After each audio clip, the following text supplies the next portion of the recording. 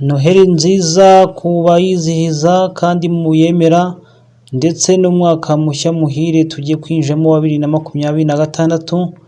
Njyewe rero mwumva ni Professor Muhigi nk'ibisanzwe.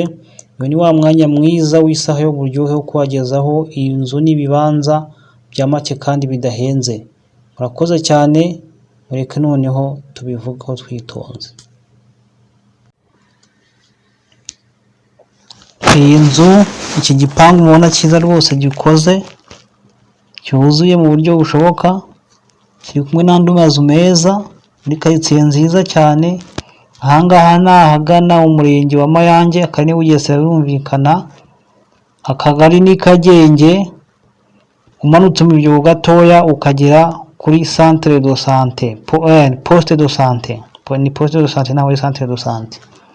Aho ngaho ni mu kagari ka Kagenge hafi yo mu biryogo gatoya. Ni igipangu rero kirimo inzu ya cadastre yubatse neza, ikoze, yuzuye. Igipangu hose hashashe n'amapave. Ni inzu yuzuye neza, irimo amaparafo meza, irimo amakaro inzu yose, muri karitsiye nziza ku muhanda.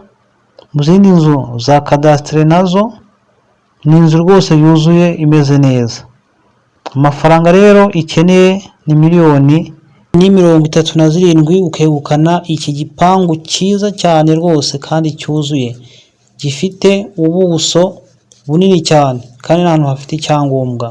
Hafite icyangombwa cyaho, inzu nziza cyane, miliyoni 37 ukegukana iki gipangu cyose. Murakoze cyane, nitwa Professor Muhigi. Ikiganiro nk'ibi ngibi cyangwa se gahunda nk'ingiyi naho ubutaha nakagaruka. Murakoze cyane, mukomeze kugira Noheli nziza n'umwaka mushya muhire.